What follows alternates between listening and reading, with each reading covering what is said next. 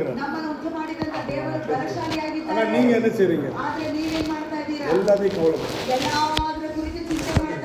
கவலை உண்மையா இல்லையா?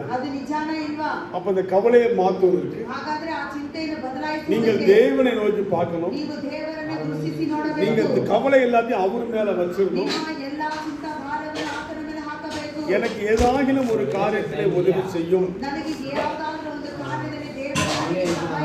அப்படி ஆண்டவர் சமூகத்தை செபிக்கும் போது கர்த்தர் உதவி செய்யும். ஹல்லேலூயா. ஒரு அம்மாவுடைய வாழ்க்கையில ஆரஞ்சு பழம் சாப்பிட்டா அவங்க இறந்து போயிடுவாங்க. ஏன்னா அவங்க சரீரத்துல ஒரு வியாதி இருந்துச்சு. ஆனா அவங்க கப்பல்ல போயிட்டு இருந்தாங்க. ஆனா அவங்களுக்கு அன்னைக்கு ஆரஞ்சு பழம் காலி ஆயிடுச்சு. அப்போ அவங்களுடைய சத்து வந்து அவங்களுக்கு அந்த ரொம்ப சரீரம் பலவீனமா இருந்துச்சு.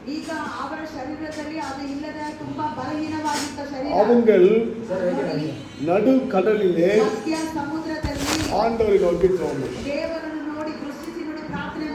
நல்ல கவனிங்க. நடு கடல்ல கப்பல் போகுது. அந்த அம்மாவுடைய தேவைக்காக ஜெபம் பண்ணுது. அவங்களுக்கு நடக்குமா நடக்காதா?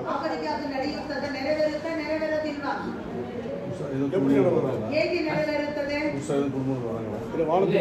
கேளுங்க.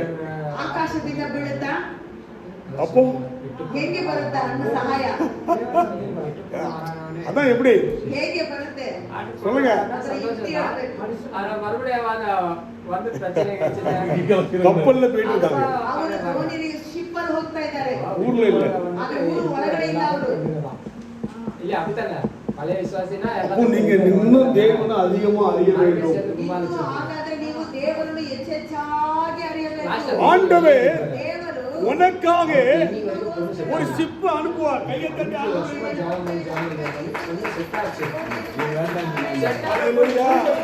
அதுதான் நம்முடைய தேவன். மனுஷன் மூலமா சந்திப்பாரு. என்ன சொன்னீங்க? எல்லாம் சொன்ன உண்மைதான். ஆனா அவங்க இருக்கிற நடுக்கடல். நீங்க பெரிய கடன் பிரச்சனை இருக்கிறீங்க. நீங்க பெரிய பெரிய பிரச்சனை உட்கார்ந்து இருக்கிறீங்க. என் பிரச்சனை எப்படி மாறுன்னு கவலைப்படுறீங்க. ஆனா கர்த்தர் சொல்றாரு, நான் உனக்காக ஒரு புதிய காரியத்தை செய்றேன்.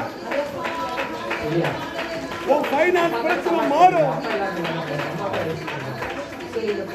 எத்தனை பேர் நம்புறீங்க? எத்தனை பேர் ஆமென் சொல்றீங்க? உங்களுடைய வாழ்க்கையில இந்த கால வேளையில உங்கள் பிரச்சனை மாறுவதா? படிப்பு முடிச்சிச்சு. கண்ணீர் துடைக்கப்படுவதா?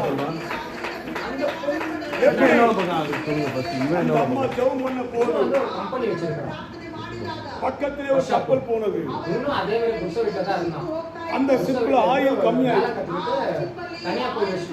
உடனே அந்த கப்பலுக்கு போன் பண்ணா. டக்குனு இங்க வந்து ஐயா கொஞ்சம் ஆயில் கொடுங்கன்னு சொன்னா. ஆமா ஆமா அப்போ அவனுக்குள்ள ஒரு இறக்கம் வந்துச்சு. இந்த கப்பலுக்கு நம்ம ஏதாவது ஒரு காரியம் செய்யணும். உடனே சொன்னா, என் கப்பல்ல ஆரஞ்சு பழம் இருக்குது, அது அப்படியே டார்ச்சர் பண்ணிட்டான். நம்முடைய ஆண்டவர் உன்னுடைய எண்ணத்தை தவிர புதிய காரியத்தை அவர் செய்வார். அவர்கள் வாழ்க்கையை செய்வார். அவரால்